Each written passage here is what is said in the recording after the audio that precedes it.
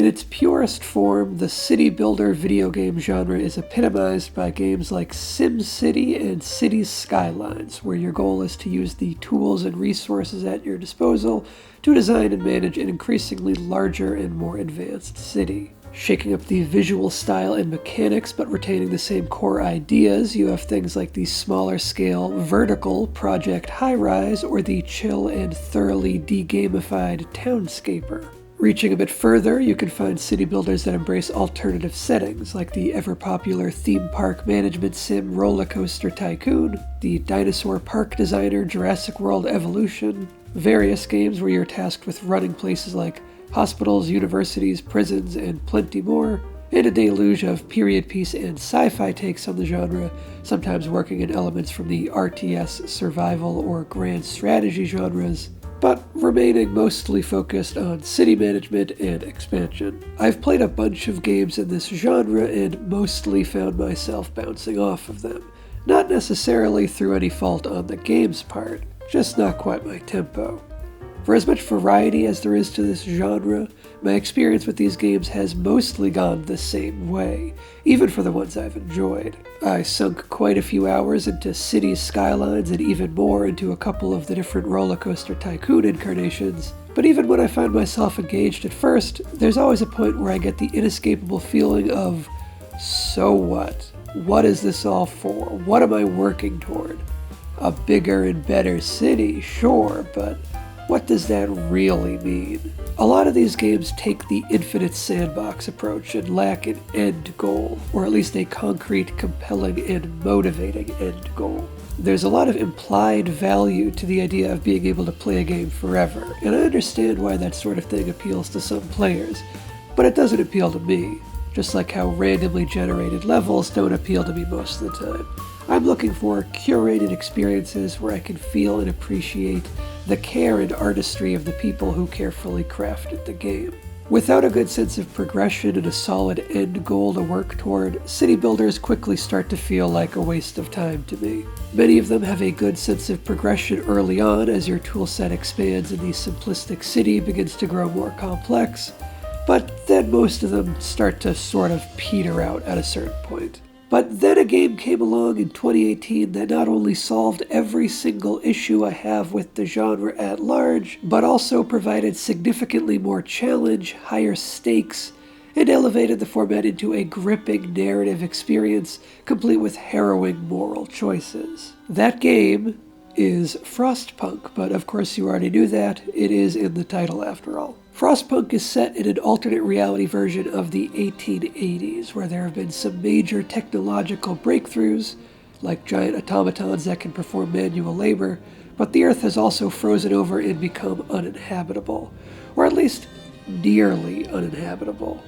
It's your job to prove or disprove that descriptor by guiding a group of survivors to either a sustainable future or complete extinction. By the way, if you ignore the 1880s thing, it's easy to pretend that this game is set in the world of Snowpiercer, but outside the train. The core resources in Frostpunk are coal, wood, steel, and food, both raw and cooked. Plus, the survivors themselves have a resource management component to them, since their numbers are so limited. As the game progresses, the variety of resources expands a little bit to include things like high-tech steam cores or low-tech prosthetics to replace any limbs lost by your citizens. When the game starts out, all you have are a couple dozen men, women, and children, and a giant mysterious generator, which is the entire reason they've all decided to build a city here. Since you lack even the wood necessary to construct the most basic shelter, you have no choice but to put these cold, weary people to work straight away, asking them to trudge through the snow to the few scattered wooden boxes that happen to be in this frozen pit, and breaking them into pieces to construct the tattered lean-tos that they'll then crawl into and pretend qualify as shelter. Even though the characters are just tiny figures shuffling around and occasionally well-drawn still portraits, their plight is painted so clearly from the get-go, and the game does a great job of generating empathy for these poor survivors,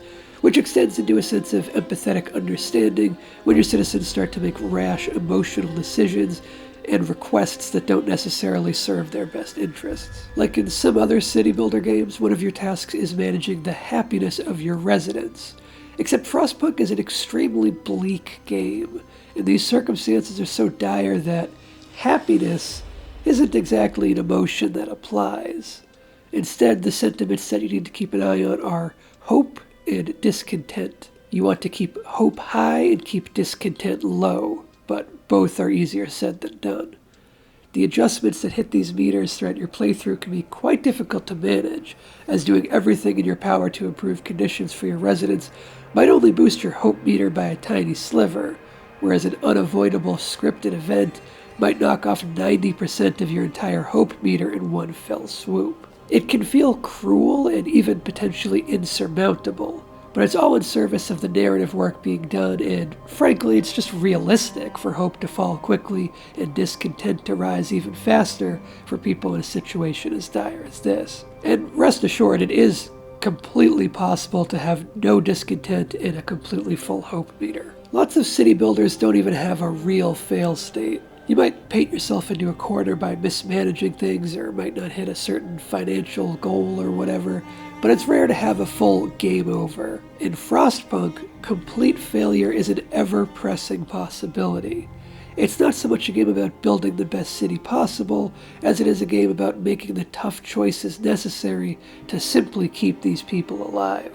And by tough choices, I'm not talking about the sort of binary black and white moral decisions that plenty of other games present you with. You know, the do you want to be good or evil? Morality, being good or being a villain in Second Son changes almost everything. You really have not played the entire game unless you played it at least twice. Do you want to blow up the city or not blow up the city? Do you want to kill the children or rescue them? Those are fine, but they basically boil down to having the player do a good playthrough and an evil playthrough to see the little differences, rather than genuine choices they're forced to weigh the pros and cons of before making a decision. In Frostpunk, these are heavy, nuanced decisions that are genuinely difficult to make. You're often forced to choose between the lesser of two evils, but it won't be a clear-cut case of one being definitively worse than the other. They're the sorts of decisions that you could have entire debates over. You need to rationalize in your own mind which is better, or at least which is less bad. Give me more of that in video games, please. It's in a different, smaller context, but the choices in Frostpunk feel on par with the great decision points orchestrated by the folks at Larian or Obsidian. And then there are times where you're not presented with choosing between two things. Instead, you're presented with something that you can choose to do at any point or ignore for the entirety of your playthrough. You'll greatly benefit in one way, but might face harsh repercussions in another way. And both the benefits and drawbacks might be secondary to the moral toll that the decision takes on you as the person in charge of this group of survivors, assuming you're immersed to that level and aren't just min-maxing numbers. If you ignore that option, you aren't locked out of it. It remains a choice that you can return to later, teasing you with its benefits that you so desperately need as the situation down on this frozen pit just gets worse and worse. As the manager of this settlement, you're given a book of laws that you can sign. Almost from the get-go, you have the option to sign child labor into action. You see, the survivors of your settlement are divided into adult workers and engineers and children. Each task and structure requires people to operate, and your number of survivors is extremely limited. Employing children instantly puts a whole lot more hands to work.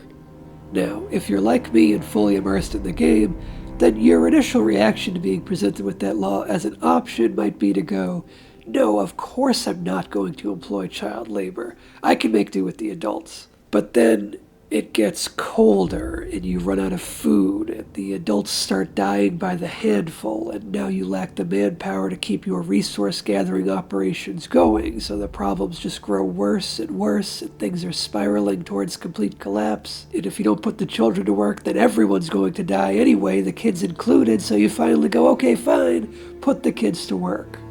And maybe you pull back from the brink of disaster just in the nick of time. But now you have to live with the fact that you've opened this can of worms. You have to live with these children getting injured, losing limbs to frostbite or machinery, being deprived of any semblance of a childhood. The game softens the blow at first by having the law only allow children to work in the quote-unquote safe jobs, while the dangerous jobs are still off limits. But even still, plucking coal from the snow in negative 40 degrees Celsius weather is considered one of the safe jobs. And the game smartly embodies the slippery slope nature of such challenging decisions.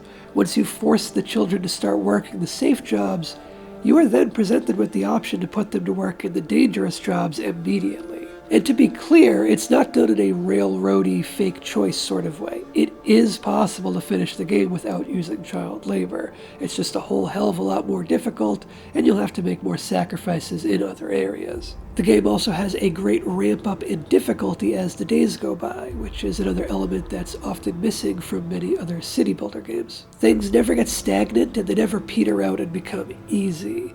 If you start to feel comfortable with the current situation, the game throws a curveball at you, like dropping the temperature another 20 degrees or sparking an uprising within your community that threatens to decimate your workforce, which in turn forces you to make more tough decisions to keep your community together. Will you institute martial law and crack down on the dissenters? Will you turn your community toward faith in an attempt to build back hope through different means? Will you let those who want to leave go on their way and reconfigure your operations to make do without them? Frostpunk is chock full of these kinds of events and decision points, which are thumped down right on top of the already challenging resource and temperature management components. There's also a fully robust tech tree, an overworld map to explore, and multiple scenarios to play through that dramatically shake up subsequent runs. And it all coalesces into a package that I highly recommend to anyone intrigued by what I've described here. No experience or interest in the genre necessary. And apparently the sequel is coming out extremely soon, which I had no idea was even in the works when I started writing this video, so that's something to look forward to. Hopefully it's good. Thanks for watching. Most of the videos on this channel are about cinema, but I've been wanting to cover more video game related topics for a long while now, and this is a big step in that direction. So if you enjoyed this video, stick around or not, whatever.